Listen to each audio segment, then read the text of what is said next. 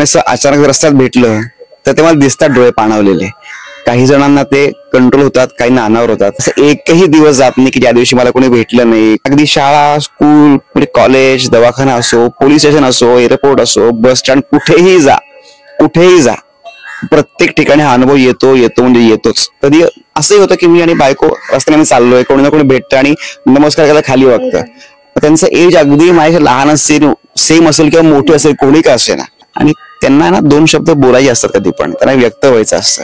So तुम्ही शांतपणे ते ऐकून घ्या त्यांच्याकडून, त्यांना काय बोलायचं आहे. तुम्ही तेवढं जरी केलं ना, त्यांना खूप छान वाटतं ते.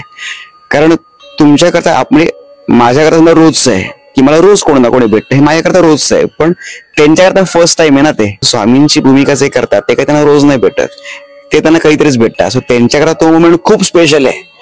सो तो त्यांच्याकडे स्पेशल आपण अजून कसा करू शकतो, एवढा प्रयत्न करायचा. भेटायला आल्यावर ते कधी कोणी लाडू घेऊन येतं, कोणी काय घेऊन येतं, कोणी स्वीट घेऊन येतं, काही ना कोणी आणतं. सो त्यांच्या समोर आपण त्यातला एक घास जरी आपण खाल्ला, त्यांना खूप आनंद मिळतो त्या गोष्टीचा.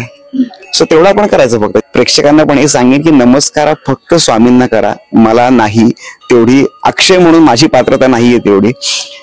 एक कलाकार म्हणून तुम्ही आमच्यावर कायम प्रेम करा, पण नमस्कार हा फक्त आणि फक्त स्वामींनाच करा, कारण त्यांची जागा कोणी घेऊ शकत नाही.